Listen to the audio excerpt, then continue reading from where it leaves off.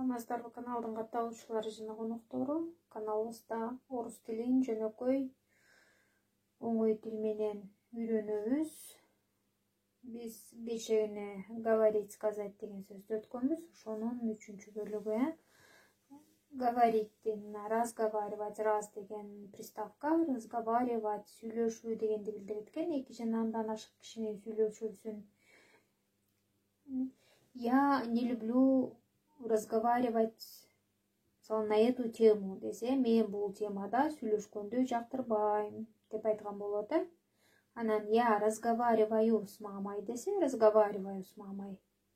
Анда апам менен сүйлөшүп атам. Мына ушул убакта учурчак. Ушул убакта сүйлөшүп атканда разговариваю деп айтат экенбиз. Ты разговариваешь с подругой. Они разговаривают.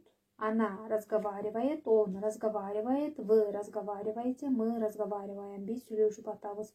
Мы разговариваем на разные темы. Биз ар кандай темаларда сүйлөшүп атабыз, разговариваем. Эми өткөн чак болсочу мы разговаривали деп айтат экенбиз. Он разговаривал, она разговаривала, они разговаривали, вы разговаривали, мы разговаривали. Келе турган чакта болсо бу жем деген сөздү кошпойт экенбиз. Я буду разговаривать, он будет разговаривать, она будет, они будут, вы будете, мы будем разговаривать деп эле айтат экенбиз. 3-чү келер чагын кошуу оңой эле болот экен. Эми поговорить.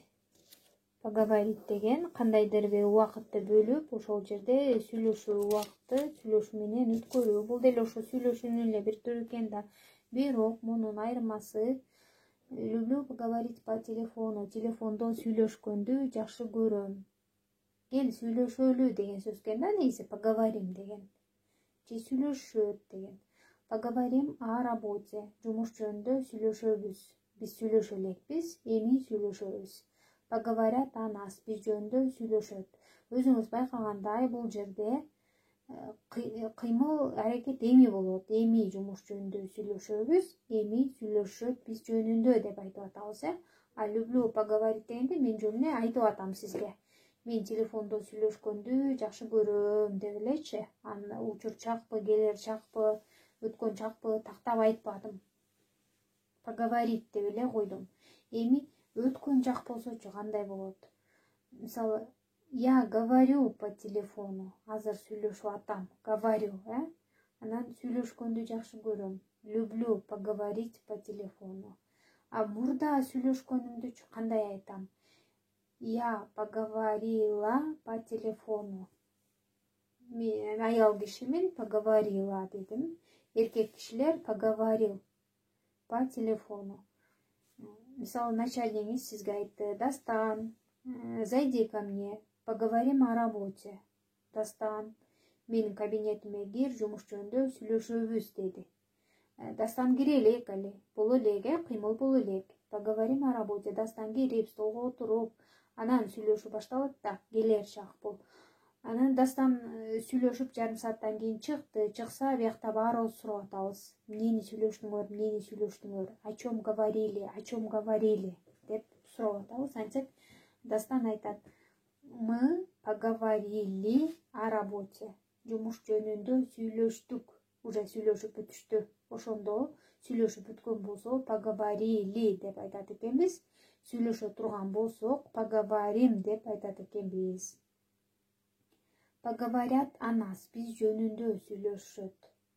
Поговорили о нас, биз жөнүндө сүйлөштүк. Поговорить деген сөздү кыймыл бүткөндө, өткөн чакта болбосо келер чакта, эми боло турганда пайдалана турган сөз экен. Я өткөн чакта, мисалы, поговорила келерде поговорю, он поговорил, он поговорит, она поговорила, она поговорит, они поговорили, они поговорят, вы поговорили, вы поговорите, мы поговорили, мы поговорим. Да бир мисал түшүндүрөйүн. Мисалы, сиз Иван Геннадьевич, неме директорыңыз Иван Геннадьевич, мне нужно с вами поговорить дедиңиз.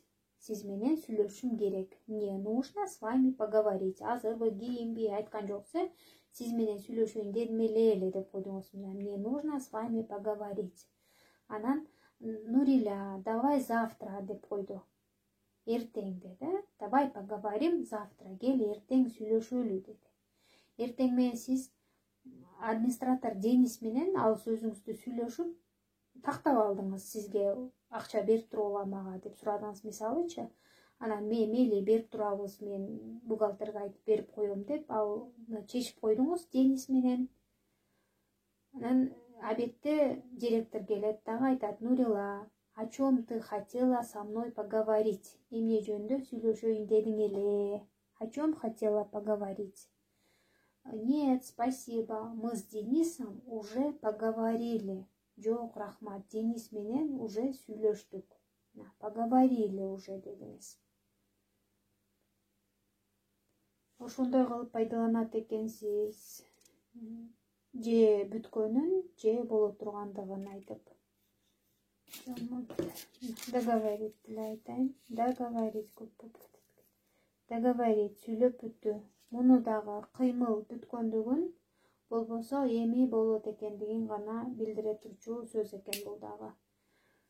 Дайте мне договорить. Вы говорите, сиз сүйлөп атасыз, вам мешают, сизге тоскоолдуктар жаратышат, и вы скажете, сиз айтасыз. Люди, дайте мне договорить. Элдер, мага сүйлөп бүткөнгө мүмкүнчүлүк бересиңерби деп бергилечи дейсиң. Вы говорите, сиз сүйлөп атасыз, но вас перебивают. Сиздин сөзүңүздү мындай ортодон чыгып бир нерселерди айтып атышат, айтып атат жанындагы. Вас перебивает Света. Света сизди перебивать этип атат. Перебивать деген сөзүңүзгө мындай аралжы болуп укпайчы. Анан сиз айтасыз: Света, позволь, я договорю. Света, мага сөзүмдү бүткөнгө неме уруксат бер, мүмкүнчүлүк бер дедиңиз. Вы с мужем говорили, разговаривали, сиз күйөөңүз менен сүйлөшүп аткансыңар экөөңөр, и ваш муж вышел на улицу. Сиздин күйөөңүз эшикке чыгып кетти. И вы ему говорите, сиз ага айтып атасыз: ты куда? Мы еще не договорили. Сен кайка? Биз дагы сүйлөшүп бүт элекпиз го деп. Ошондо мы договорили, биз сүйлөшүп бүттүк деп, мы договорили, можете начать петь. Биз сүйлөп бүттүк, сиз эми ырдай бериңиз. Я уже договорила, можешь излагать свои мысли. Мен сүйлөп бүттүм, эми өзүңдүн ойлоруңду айта бер, Света дедиңиз, жана Светаске мешайт эткен, ошо Светага сүйлөп бүткөндөн кийин ошентип айтат экенсиз. Я уже договорила, мен сүйлөп бүттүм. Болсо договорил эркек болсо, Света, можешь излагать свои мысли. Өзүң оюңду эми айта бер. Мы с мужем уже договорили, күйөөм экөөбүз уже сүйлөшүп бүттүк, но решили остановиться на этом. Бирок ушул жерден эле токтотолу деп чечтик деген сөз болот экен. Бул дагы договорить, сүйлөп бүттү, кыймыл бүттү, болбосо эми болот экендигин гана билдирет экен. Каналга жазылууну унутпаңыздар. Автовоспроизведение деген жазуу турат. Ошол немени видеону көрүп атканда, ошол өзүнөн өзү воспроизведение деген өзүнөн өзү мындай андан кийинкини ойнотуп кетүү дегенди билдирет да. Ойнотуп дегенде эми могу YouTube мисалы улам видеону чыгарат да өзүнөн кийин. Ошол авто чыгарсынбы, автоматтык түрдө кийинки видеону көрсөтө берсинби деген сөз. Ошол автовоспроизведение деген. Эгер ооба улам өзүнөн кийинки чыгып аткан видеону көрсөтө берсин, мен наушникти салып алып ука берем деген оюңуз бар болсо, автовоспроизведение деген кнопканы жылдырып коесуз көккө, ошондо Андан кийинки видеолорду катарынан көрсөтүп кете берет сизге.